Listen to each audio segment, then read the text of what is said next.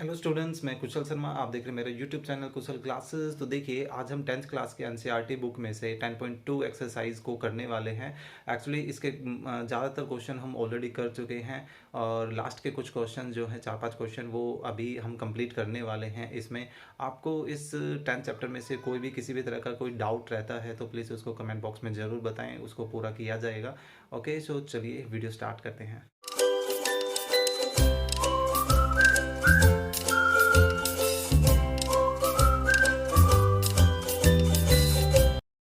Okay, सो देखिए, 9th question in figure 10.13, ये इसका फिगर है।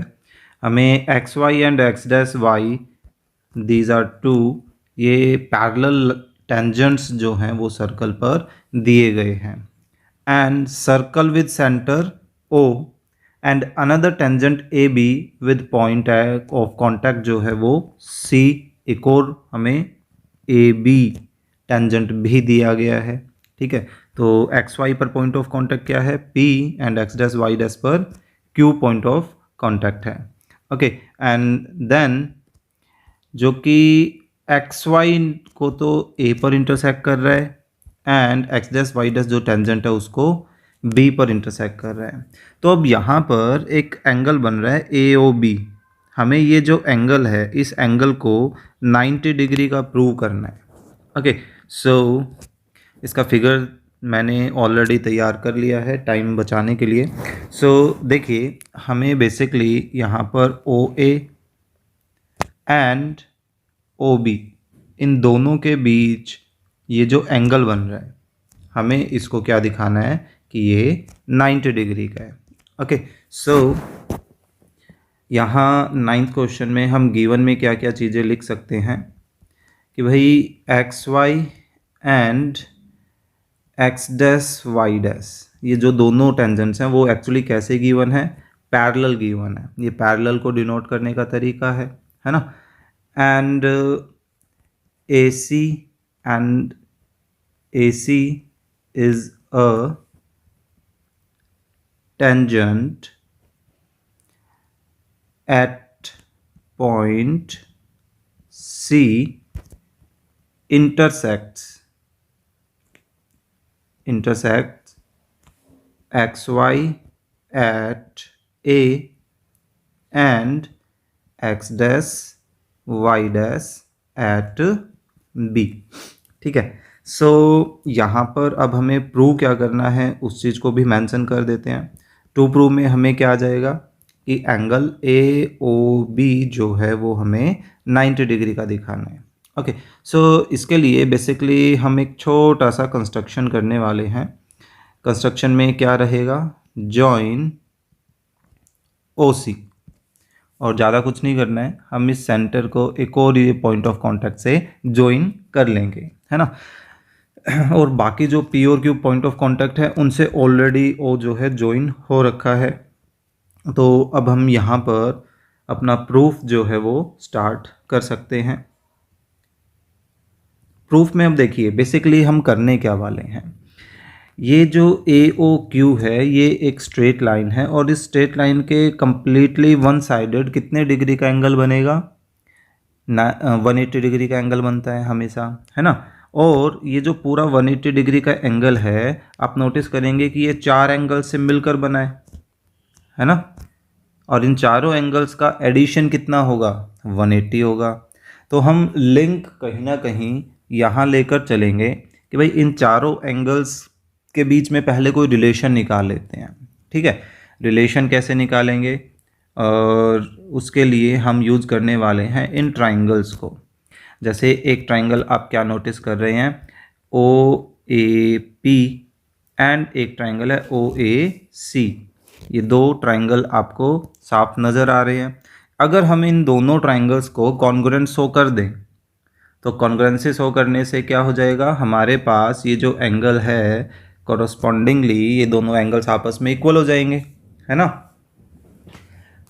इन द सेम वे हम इन दोनों ट्राइंगल्स को भी कॉन्ग्रुएंट दिखा सकते हैं और उससे क्या होगा कि भाई यहाँ जो ये एंगल्स हैं वो भी सिपिसिटी से क्या हो जाएंगे, इक्वल हो जाएंगे।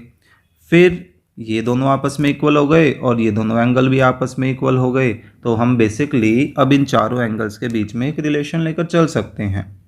ठीक है, सो अब हमारा सबसे पहले मेन टारगेट है कि किसी एक ट्राइंगल के जो पेयर है उसको कॉन्ग्रुएंट हम शो करें।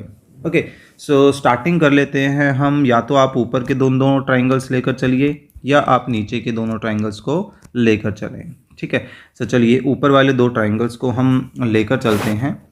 कोई भी आप पिक कर सकते हैं। So in triangle O A P and triangle O A C, तो देखिए दोनों में ओ ए जो है वो क्या है, कॉमन। सो ऑब्वियस सी बात है, इक्वल होगा। And in the same way O P is equal to O C, उसका क्या रीज़न हो जाएगा इक्वल होने का, radii of same circle, right, वो भी हो गया। Then A P is equal to A C, हम ये भी लेकर चल सकते हैं। इसका क्या रीज़न होगा, length of tangents from external point to circle, right. So अब हम बोल सकते हैं therefore triangle O A P is congruent to triangle OAC and by which criteria, by triple S criteria। Okay, आप यहाँ पर एक दूसरा क्राइटेरिया भी लेकर चल सकते हैं, RHS क्राइटेरिया। कैसे, क्योंकि यहाँ पर देखिए हमारे पास ये एंगल और ये जो एंगल है पॉइंट ऑफ कांटेक्ट पर रेडियस और टेंजेंट के बीच की रिलेशन की वजह से 90 के हो जाएंगे, है ना। और आपने OP और OC को भी इक्वल दिखाया है और OA भी आपके पास कॉमन है, तो RHS क्राइटेरिया से भी आप इसको कॉन्ग्रुएंट शो कर सकते हैं। ओके, सो चलिए आप कोई भी क्राइटेरिया यूज़ करें। मेन टारगेट हमारा क्या था भाई, एंगल, इनको पूरा नाम बोलने के बजाय आप ऐसे भी बोल सकते हैं angle 1 2 3 and 4। Okay, so correspondingly आप नोटिस करेंगे कि भाई एंगल 1 एंड एंगल 2 जो हैं वो आपस में क्या हो गए, इक्वल हो गए, एंड बाय CP CT से। ओके, सो इसको हम बोल देते हैं 1। अब हमें बेसिकली क्या करना है, हम इस नीचे वाले जो दोनों ट्राइंगल्स हैं उन पर भी क्योंकि सेम काम होना है, तो उस चीज़ को हम कंप्लीटली दोबारा से बिल्कुल इसी तरीके से नहीं करके दिखाएंगे। ठीक है, हम उसको सिमिलरली में डाल देते हैं। ओके, सो फिगर को कर लेते हैं कॉपी, हमने यहाँ पेस्ट कर दिया। तो अब हम इसको डाल देते हैं सिमिलरली। हमारे पास triangle OBC and triangle OBQ, देखिए नीचे वाले दोनों ट्राइंगल्स, ये दोनों ट्राइंगल भी आपस में क्या हो जाएंगे, कॉन्ग्रुएंट हो जाएंगे, है ना। और जो क्राइटेरिया आप लेके चलना चाहें बिल्कुल उसी तरीके से ट्रिपल S से हो जाएंगे। तो ऑब्वियस सी बात है, यहाँ से अब हमारे पास एंगल 3 और एंगल 4 ये दोनों क्या हो जाएंगे, इक्वल, और किससे, बाय CP CT से, है ना। सो हमें यहाँ पर कंप्लीट वो प्रोसेस जो है वो नहीं दिखानी पड़ी। क्लियर है। तो अब हम ये इन चारों एंगल्स का जो एडिशन है वो एडिशन वाला लॉजिक अब लेके चलना चाहेंगे। नाउ एंगल 1 + 2 + 3 + 4, चारों एंगल का एडिशन कितना हो जाएगा, 180। रीजन क्या आ जाएगा, स्ट्रेट एंगल्स। ओके, फिलहाल शॉर्ट में लिख दिया मैंने। जबकि फ्रॉम 1 से हम नोटिस करें कि भाई हमारे पास 1 को हम 2 लिख सकते हैं या 2 को हम 1 लिख सकते हैं, लेकिन अपना टारगेट देखिए, अपना टारगेट क्या है, अपना टारगेट है AOB एंगल, यानी कि सिर्फ 2 एंड 3। तो हमें सिर्फ इन्हीं एंगल्स को बचा कर रखना है। दैट मीन्स कि हम 1 के रिप्लेसमेंट में 2 लिख सकते हैं, बिल्कुल, तो हमने वही किया। अब 2 को तो हमें बचा कर रखना है तो वो एज इट इज़ रखा। इन द सेम वे 3 को भी बचा कर रखना है, और फ्रॉम सेकेंड इक्वेशन से हम 4 को क्या लिख सकते हैं, 3, तो इसको हमने 3 लिखा। Okay, and is equal to में 180 है, और इनको कन्वर्ट करने के पीछे कहाँ से रेफरेंस मिला, फ्रॉम 1 एंड 2 से। ओके, सो 2 एंगल भी 2 टाइम है एंड 3 एंगल भी 2 टाइम है, इज इक्वल टू क्या चल रहा है, 180। सो इन दोनों में से 2 कॉमन लिया जा सकता है, so angle 2 plus angle 3 bracket में बच गए इज इक्वल टू फिर से 180। अब ये जो 2 है दूसरी तरफ जाकर क्या करेगा, डिवाइड करेगा, तो यहाँ बच जाएगा 90 डिग्री। और देखिए एंगल 2 और 3 एक्चुअली किस चीज़ को रिप्रेजेंट कर रहे हैं, ए ओ बी एंगल को ही रिप्रेजेंट कर रहे हैं, है ना। तो हम इन दोनों के रिप्लेसमेंट में क्या लिख सकते हैं, एंगल ए ओ बी। और देखिए हमें यही तो प्रूव करना था, है ना। सो ये था अपना क्वेश्चन नंबर 9। अगर फिर भी इसमें किसी तरह का कोई डाउट रहता है तो कमेंट बॉक्स में ज़रूर बताएं। ओके, सो चलिए नेक्स्ट क्वेश्चन करते हैं। 11th question, sorry 10th question. 10th question क्या है, prove that the angle between the two tangents draw from an external point to a circle is supplementary to the angle subtended by the line segment joining the point of contact at the center।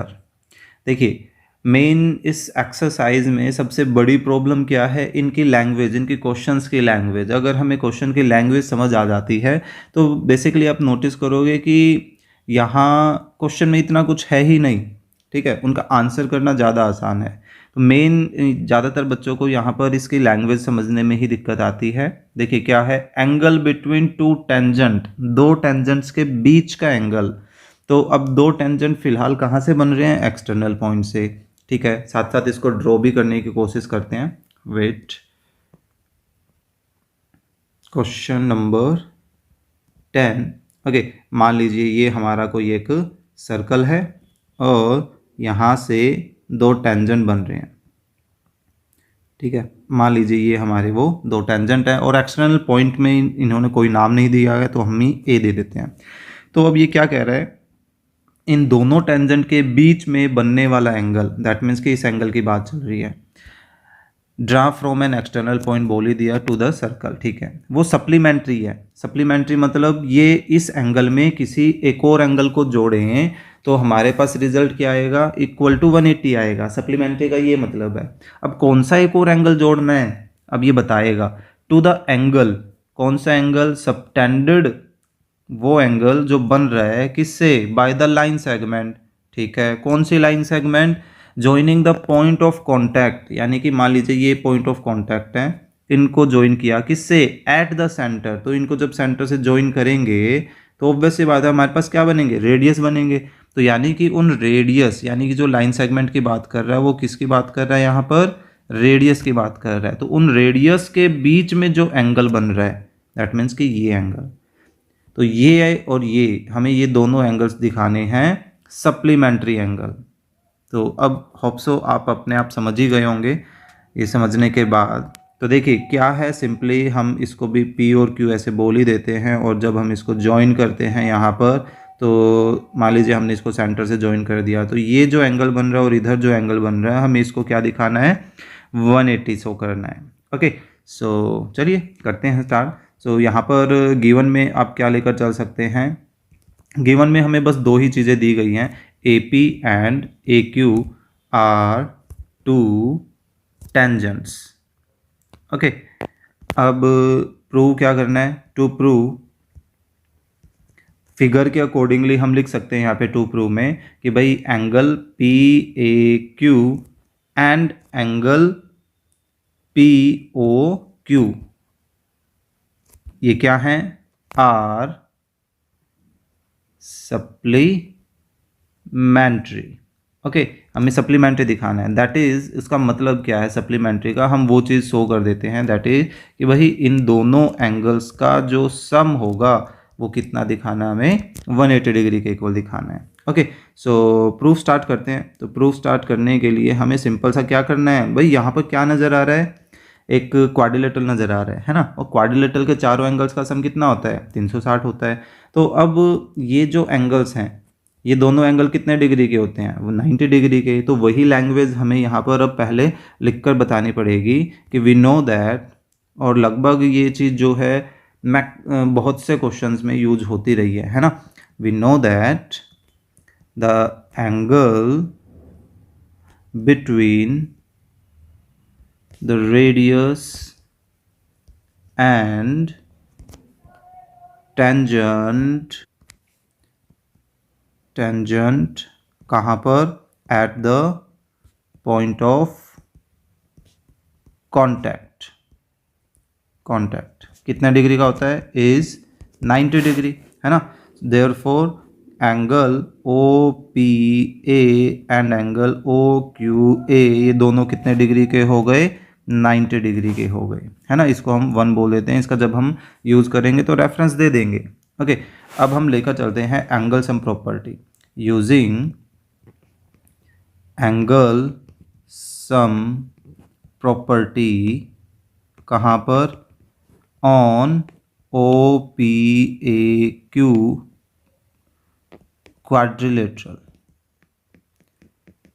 Okay, so इसमें क्या होगा? Angle O plus, चलिए पूरा नाम ही लिख लेते हैं, angle P O Q plus angle O P A plus angle P A Q plus angle O Q A. इन तीनों का चारों का एडिशन कितना हो जाएगा? 360। जबकि फ्रॉम 1 एंड 2 हमारे पास ये और ये दोनों एंगल्स तो कितने डिग्री के हैं? 90 डिग्री के। हमारे पास बचेगा क्या? P O Q plus 90 plus P A Q plus 90 is equal to 360, है ना। अब इन 90s को उधर शिफ्ट कर देते हैं, हमारे पास क्या बच गया? P O Q and P A Q का एडिशन इज इक्वल टू में 360 माइनस एंड 90 एंड 90 कितना हो गए? 180। 180 ही डायरेक्ट हमने शिफ्ट कर दिया, सो 360 माइनस 180 कितना हो जाएगा? 180, है ना। दैट इज, इसका क्या मतलब है कि भाई angle P O Q and angle P A Q क्या है? आर सप्लीमेंट्री एंगल्स, है ना। और हमें यही दिखाना था। होप सो क्वेश्चन समझ आया होगा। चलिए नेक्स्ट क्वेश्चन करते हैं। देखिए नेक्स्ट क्वेश्चन जो है वो बेसिकली हमारे 8th क्वेश्चन पर बेस्ड है। 8th क्वेश्चन को मैं दोबारा से पढ़ना चाहूँगा 11th क्वेश्चन पढ़ने से पहले। देखिए इसमें क्या था कि भाई एक क्वाड्रिलेटरल है ABC, उसका फिगर भी दिया गया था एंड वो जो क्वाड्रिलेटरल है वो एक सर्कल को सर्कमस्क्राइब कर रहा है। दैट मीन्स कि सर्कमस्क्राइब का मतलब बताया था कि जो सर्कल है वो उस क्वाड्रिलेटरल की चारों साइड को टच कर रहा है, P Q R and S पर, है ना। सो हमें प्रूव क्या करना था कि जो अपोजिट साइड्स हैं उन अपोजिट साइड का सम क्या होता है? इक्वल होता है। तो उसी से रिलेटेड अब ये क्या कहता है कि एक पैरेललोग्राम है। ऊपर क्या था हमारे पास? एक क्वाड्रिलेटरल था, यहाँ क्या है? एक पैरेललोग्राम है। वो क्वाड्रिलेटरल सर्कमस्क्राइब कर रहा था सर्कल को, यहाँ पैरेललोग्राम सर्कमस्क्राइब कर रहा है एक सर्कल को, ठीक है। सो अब हमें क्या प्रूव करना है कि ये जो पैरेललोग्राम है वो पैरेललोग्राम एक्चुअली एक रोम्बस होगा उस कंडीशन में। किस कंडीशन में? जब वो सर्कल को सर्कमस्क्राइब करेगा, है ना। तो यहाँ पर हम बेसिकली क्या करते हैं, चलिए इसका पहले तो फिगर बना लेते हैं और फिर हम डायरेक्टली इस 8th क्वेश्चन की ही हेल्प लेने वाले हैं। सो देखिए 11th क्वेश्चन हमें बेसिकली सिंपल सा यही प्रूव करना है कि इसको सर्कमस्क्राइब करता हुआ जो भी हमारे पास एक पैरेललोग्राम होगा वो पैरेललोग्राम एक रोम्बस होगा और कुछ नहीं, ठीक है। सो कंसीडर कर लेते हैं ये अपने पास वो रिक्वायर्ड पैरेललोग्राम है। इसको भी हम उसी तरह से नेम दे देते हैं ABCD जैसे उस फिगर में दिया गया है। ये P Q R and S क्या हैं? अपने पॉइंट ऑफ कांटेक्ट हैं। ओके, सो अब बेसिकली देखिए हमें करना क्या है। हम 8th क्वेश्चन जो था एग्जैक्टली यूँ समझिए, हमें वो तो चाहिए ही चाहिए, ठीक है। सो एग्जैक्टली जो 8th क्वेश्चन में पैटर्न है आप वो चीज़ को लेकर चल सकते हैं कंप्लीटली। देखिए कहाँ कहाँ चेंजेस आएंगे उस चीज़ को हम चेक करते हैं। हमें ये हिस्सा तो कंप्लीट चाहिए, तो इसको कर लेते हैं कॉपी यहाँ से और अपने रिक्वायर्ड में कर लेते हैं पेस्ट, ठीक है। सो देखिए कुछ ऐसा सा है, यहाँ हल्का फुल्का चेंज हम कर देंगे। क्या कि एक तो ये जो ABCD दे रखा है वो क्वाड्रिलेटरल नहीं, वो क्या है? एक पैरेललोग्राम है। ओके, एंड यहाँ पे जो सर्कल दिया गया है वो विद सेंटर ओ है। चलिए, एंड उसके बाद और क्या चीज़ है जिसमें चेंज करना है, हमें ये दिखाना है कि ये जो ए बी सी डी है वो क्या है, वो एक रोम्बस है, इज ए रोम्बस, है ना। सबसे पहले हमने देखिए वही काम किया जो एट्थ क्लास में, सॉरी एट्थ क्वेश्चन में हमें करना था कि जो एक्सटर्नल पॉइंट है A B C and D, उनसे बनने वाले जो टेंजेंट्स की लेंथ होगी वो लेंथ कैसी होगी, इक्वल होगी, है ना। उसको एक्सप्लेन करने के बाद हमने ये इक्वलिटीज़ शो की थी। अब फिर हमने उन इक्वलिटीज़ को सभी को आपस में क्या किया था, ऐड कर लिया था।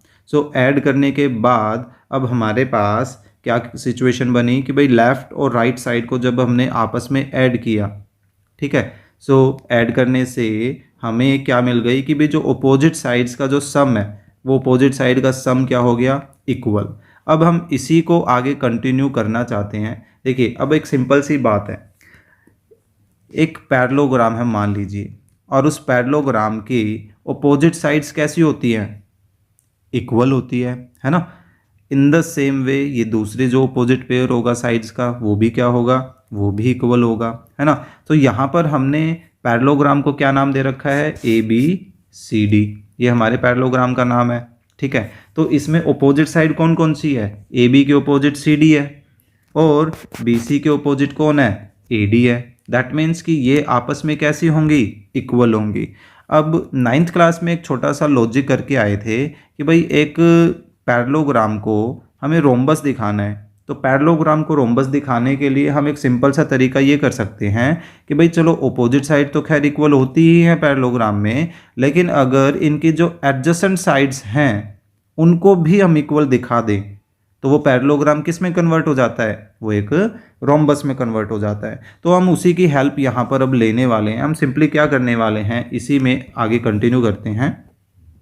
हमने ये किया कि भाई ए बी को तो सेम रखा, सी डी की जगह हमने क्या कर दिया, वापस से ए बी ही नोट आउट कर दिया, ठीक है। इसको नीचे ड्रॉ कर लेते हैं।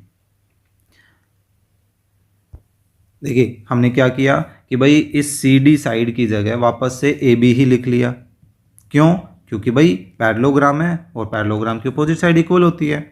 इन द सेम वे मान लीजिए ए डी को हम सेम रख लें और हमने इस बी सी के रिप्लेसमेंट में क्या लिख दिया, वापस से ए डी लिख दिया, है ना।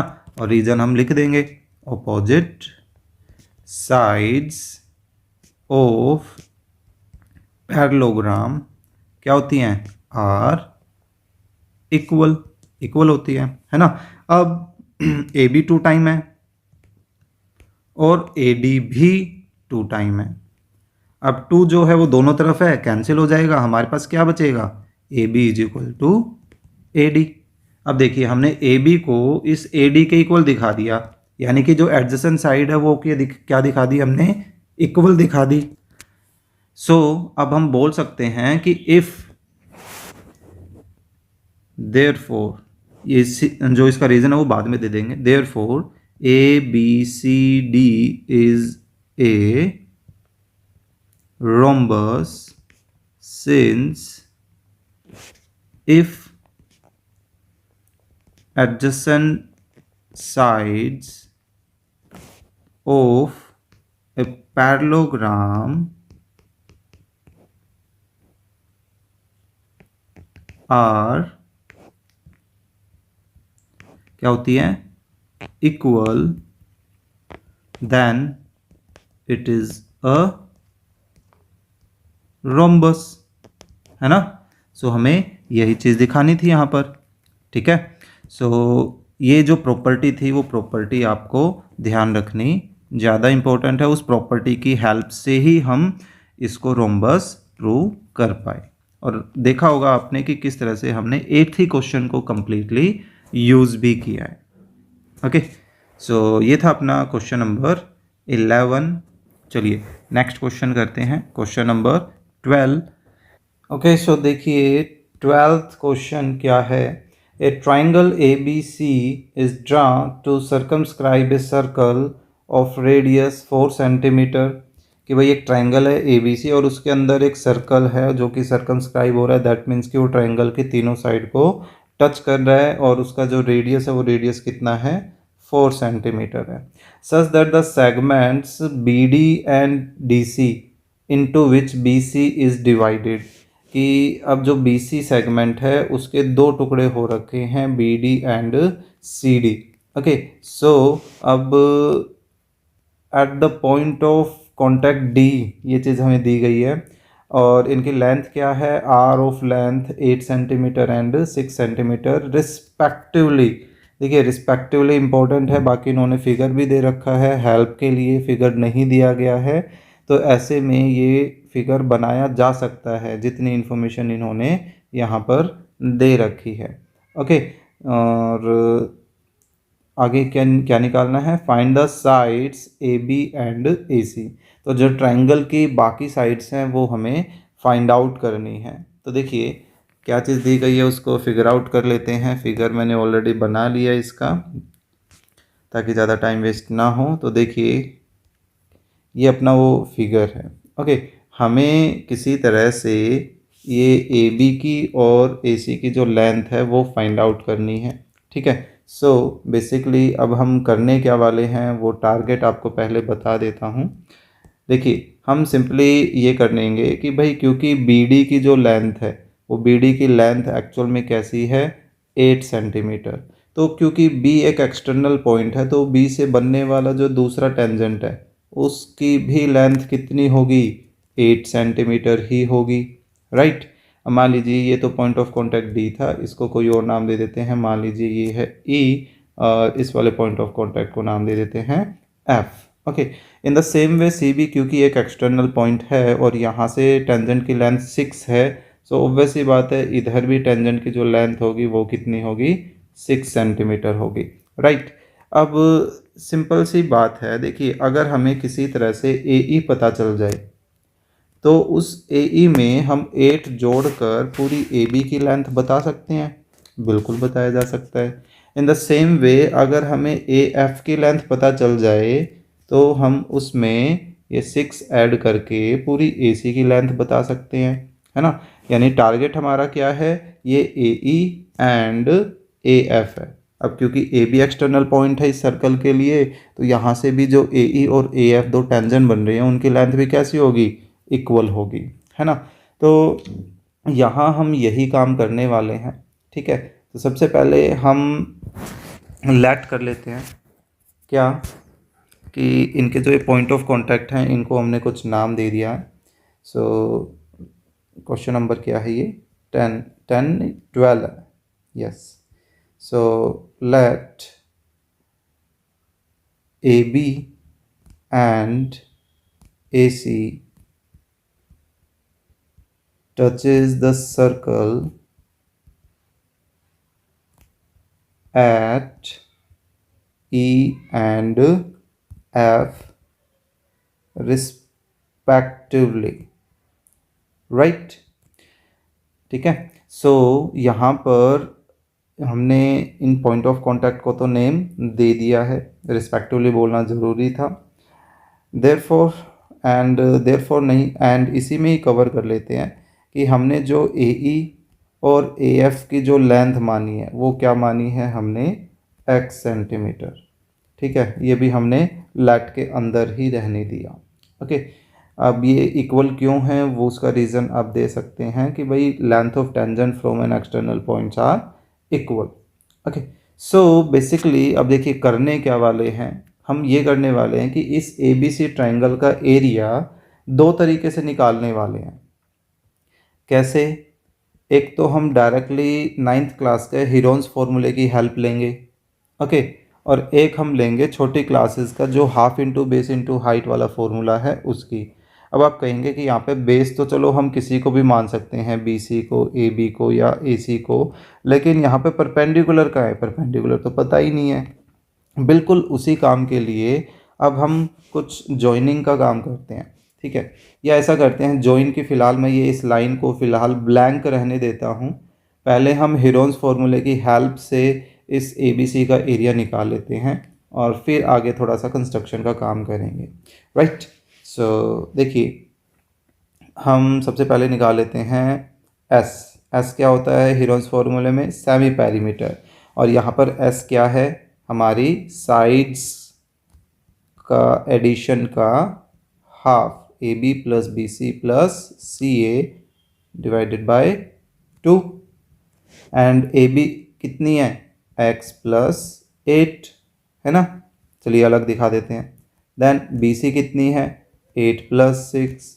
देन सी ए कितनी है? 6 plus X whole divided by क्या है? 2। अभी देखिए, जब हम ब्रैकेट ओपन करेंगे तो बेसिकली एक्स 2 टाइम ऐड हो रहा है, कितना हो गया? 2x। देन 8 प्लस 8 कितना? 16। 16 plus 6 22। 22 plus 6 28 and divided by 2 चल ही रहा है। अब जो 2 है वो न्यूमरेटर की दोनों वैल्यूज़ को डिवाइड करेगा, तो 2x को डिवाइड करेगा तो x, 28 को डिवाइड कर रहा है तो 14। तो बेसिकली हमें s मिल गया, यानी कि सेमी पेरीमीटर हमें मिल चुका है। अब हम s minus first side, then s minus second side, then s minus third side, ये फाइंड आउट कर लेते हैं। ओके, सो s कितना है? x plus 14, x plus 14, x plus 14, right. अब इनमें से हमें कुछ सब्ट्रैक्ट करना है, तो ए बी क्या है? ए बी है x प्लस 8 के इक्वल, यहाँ से भी देख सकते हैं। और बी सी क्या है? 8 प्लस 6 के इक्वल है। एंड सी ए क्या है? 6 प्लस एक्स के इक्वल है, राइट। अब हम ब्रैकेट को कर देते हैं open. So x plus 14 minus x, and minus 8 हो जाएगा क्योंकि जब ब्रैकेट खुलेगी तो उसके बाहर माइनस है, तो वो इन दोनों के साइन को कर देगा change. In the same way x plus 14 minus, ये दोनों कितने हो गए? 14 ही तो होते हैं, है ना। X plus 14 minus 6 minus x. So first में हमारे पास देखिए एक्स से एक्स कैंसिल हो गया, एक्स से एक्स इसमें भी कैंसिल हो रहा है, तो यहाँ 14 माइनस 8 6, यहाँ 14 से 14 कैंसिल हो गया, क्या बच गया? सिर्फ एक्स। यहाँ 14 माइनस 6 क्या बच गया? सॉरी, हाँ सही है सही है सही है, 8। तो ये हमारे पास ये तीनों वैल्यूज़ आ गई। अब इन तीनों वैल्यूज़ की हमें ज़रूरत क्यों पड़ी? क्योंकि जो हीरोन्स फॉर्मूला है इन चारों वैल्यूज़ पर बेस्ड है। तो अब हम इसका एरिया निकालते हैं using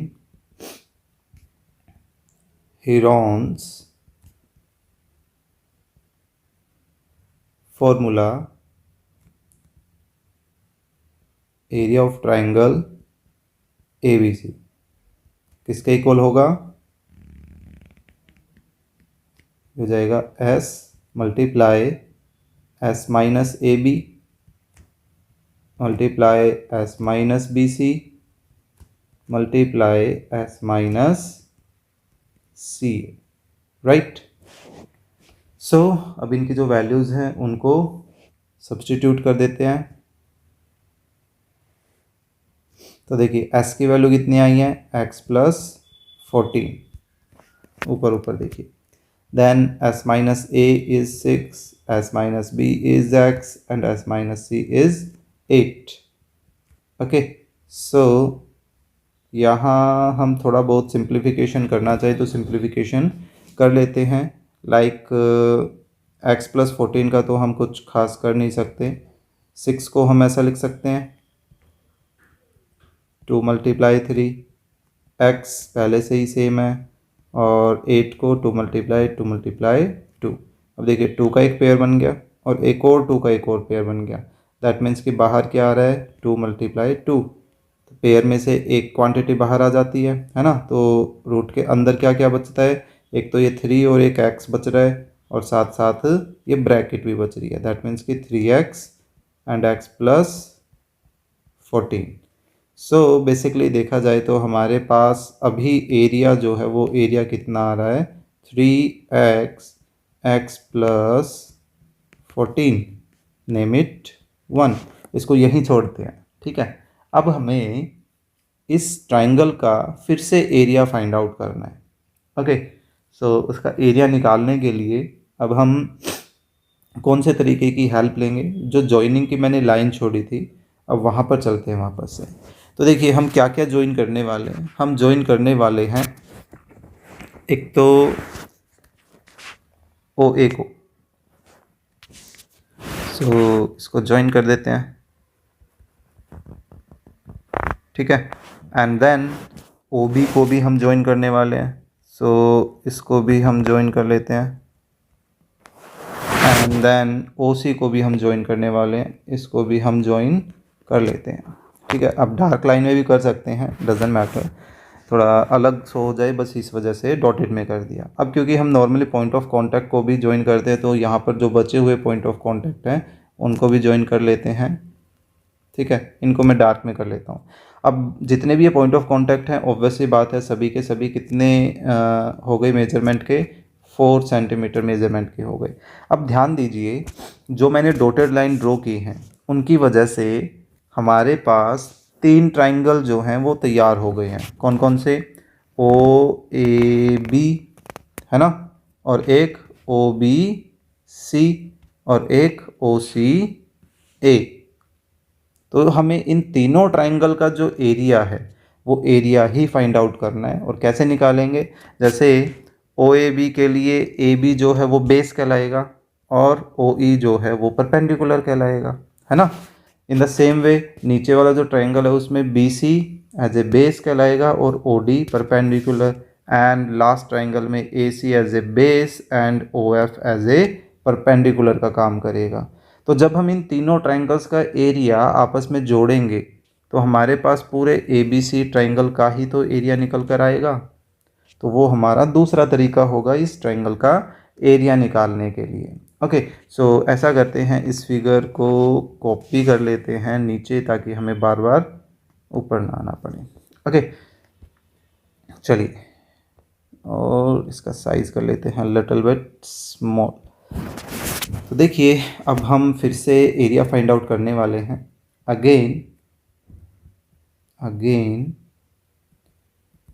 area of triangle A B C, क्या हम इसको ऐसा लिख सकते हैं? Area of triangle O A B plus area of triangle O B C plus area of triangle O C A या ओ ए सी, एक ही बात है ना, क्योंकि इन तीनों ट्राइंगल को जोड़ेंगे तो पूरे ए बी सी का ही एरिया आ जाएगा, राइट। अब यहाँ पर हम दिखा देते हैं कि भाई ओ ए बी में half into base into height वाला ही फॉर्मूला लेके चलेंगे, तो बेस किसको कंसिडर करेंगे?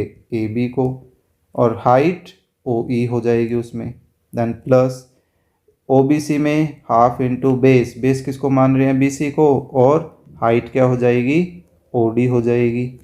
फिर से प्लस ए बी, और इसमें ओ ए सी में हाफ इंटू बेस, बेस किसको कहलाएंगे? ए सी को, और हाइट क्या हो जाएगी?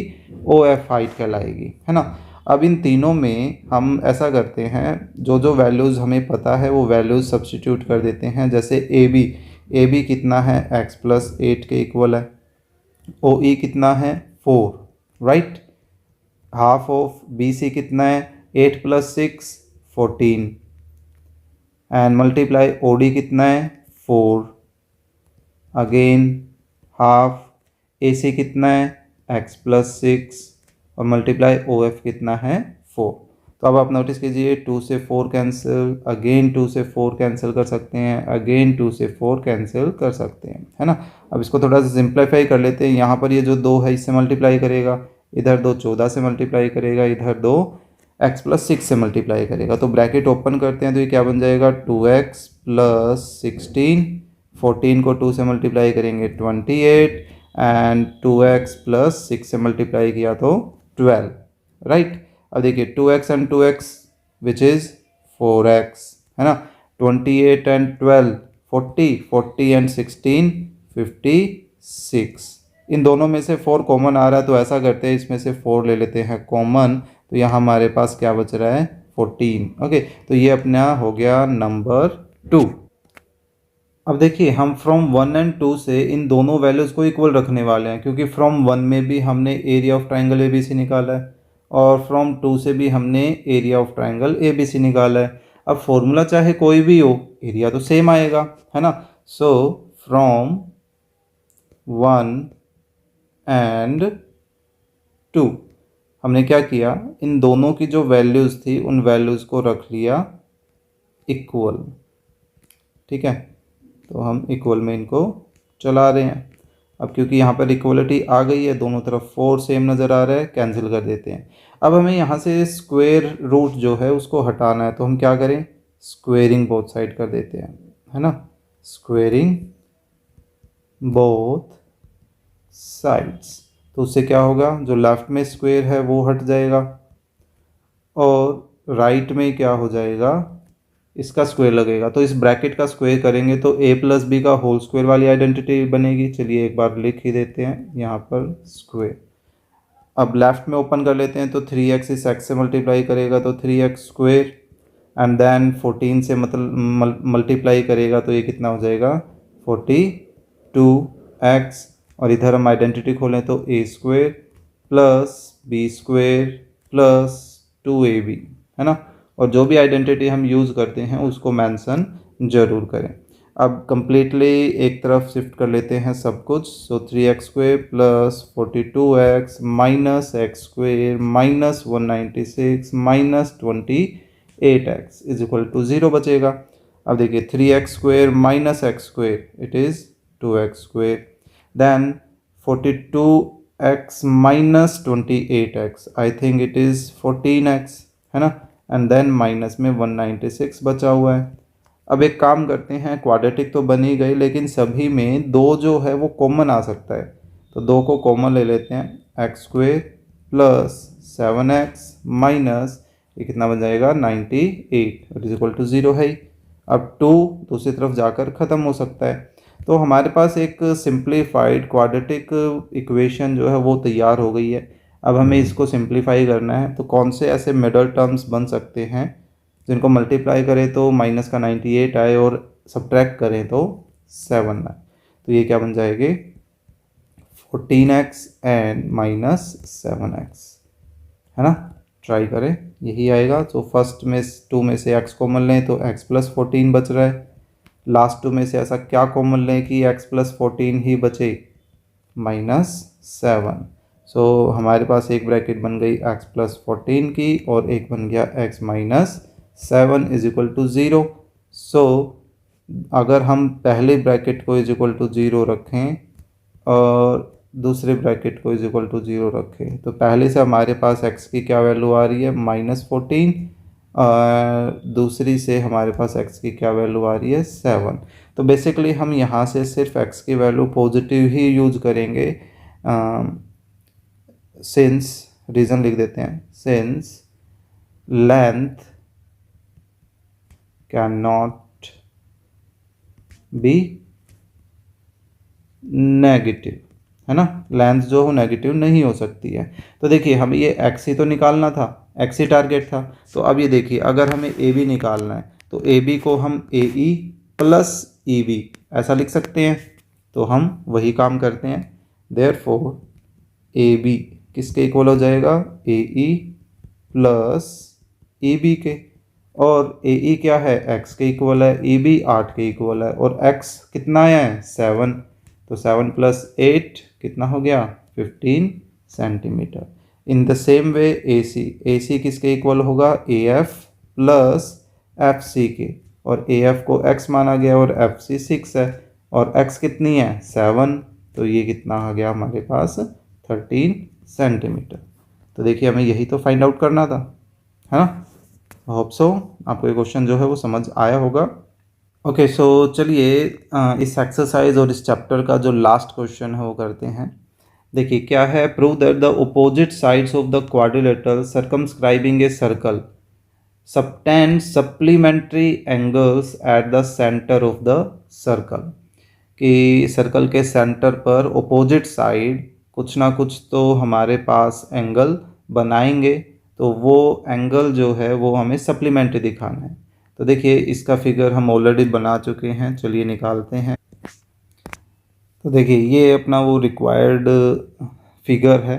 तो अब इसमें कहा क्या गया है, देखिए ये कहता है कि अगर ये जो अपोजिट साइड है उनको हम सेंटर से ज्वाइन करें, तो जैसे एक एंगल सेंटर पर ये बन रहा है, उसी तरह से बाकी साइड्स को भी जो वर्टेक्स है उनको ज्वाइन करते हैं, तो यहाँ पर भी एक एंगल बन रहा है ना। तो अपोजिट साइड सेंटर पर जो एंगल बना रहे हैं, दैट मीन्स कि ये वाले एंगल, हमें उन एंगल्स को प्रूव करना है कि वो क्या हैं, वो 90 कह रहा है, सप्लीमेंट्री हैं।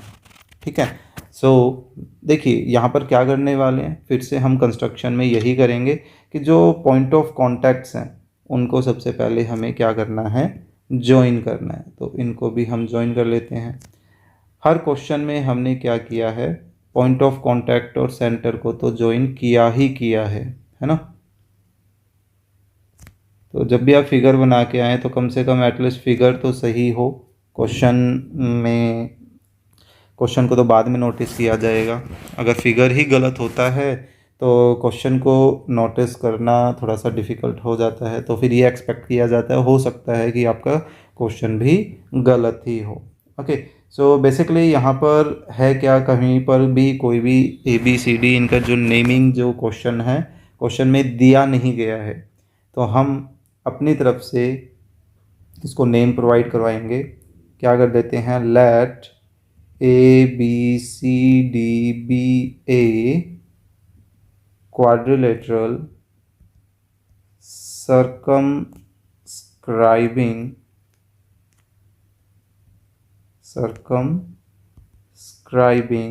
a circle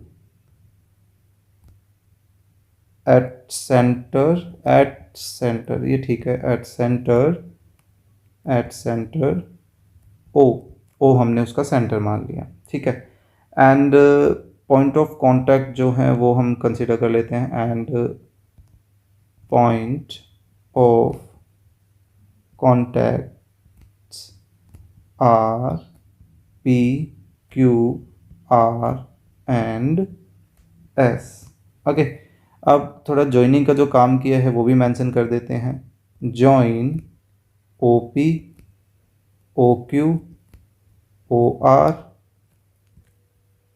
and OS। Okay. So अब बेसिकली देखिए यहाँ पर 8 एंगल बन गए हैं, इनको भी हम नेम प्रोवाइड करवा देते हैं, हमारे लिए ही आसान रहेगा। देखिए 1 2 3 4 5 6 7 एंड 8। ओके। तो इन 8 एंगल का अब देखिए सिंपल सा लॉजिक है, एक पॉइंट पर उसके चारों तरफ कितने डिग्री का एंगल बनता है, 360 डिग्री का एंगल बनता है ना। तो यहाँ पर भी ये 8 एंगल मिलकर एक O पॉइंट पर 360 डिग्री का एंगल बनाएंगे। तो हम किसी तरह से इन एंगल्स के बीच में रिलेशन निकाल दें। हमारा टारगेट पहले क्या है, 1 2 5 और 6 को बचा कर रखना, क्योंकि यही दोनों AB और CD के कोरस्पॉन्डिंग एंगल्स को रिप्रेजेंट करेंगे, है ना। सो देखिए क्या करने वाले हैं, पहले हम किसी तरह से 2 और 3 को कॉन्ग्रुएंट दिखा देते हैं। 2 और 3 को कॉन्ग्रुएंट मतलब 2 और 3 एंगल्स को इक्वल दिखा देते हैं। किसकी हेल्प से, यहाँ पर जो ट्रायंगल बन रहे हैं, कौन कौन से ट्रायंगल यहाँ पर आपको नज़र आ रहे हैं, एक तो आ रहा है OCR, है ना, और एक है आपके पास OCQ। तो ये जो दोनों ट्रायंगल आपको नज़र आ रहे हैं, इनको बड़े आराम से हम कॉन्ग्रुएंट प्रूव कर सकते हैं। तो चलिए लेकर चलते हैं कौन से triangles, in triangle OCR and triangle OCQ। Okay. So इनमें क्या क्या कॉमन हो सकता है, एक तो देखिए OC जो है वो कॉमन हो गया,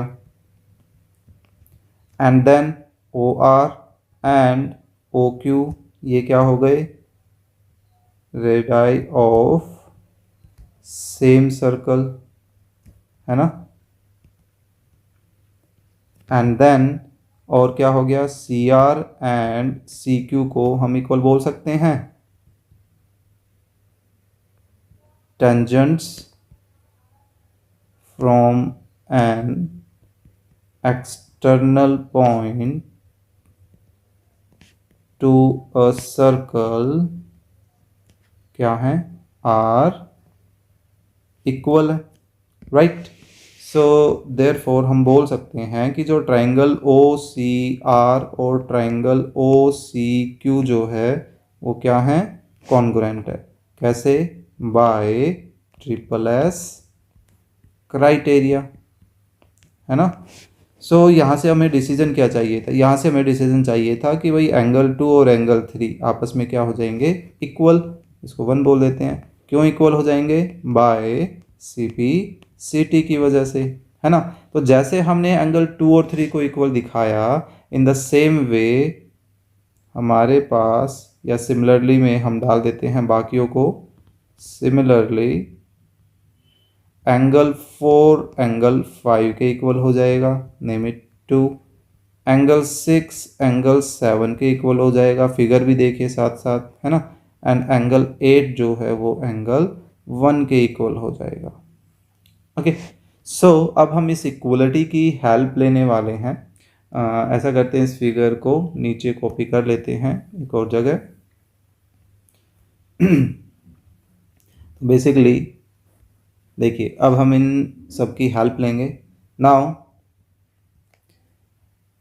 angle 1 plus 2 plus 3 plus 4 plus 5 plus 6 plus 7 plus 8, इन 8 एंगल्स का सम कितना हो जाएगा, 360। रीजन क्या बोल सकते हैं, कंप्लीट एंगल्स, है ना।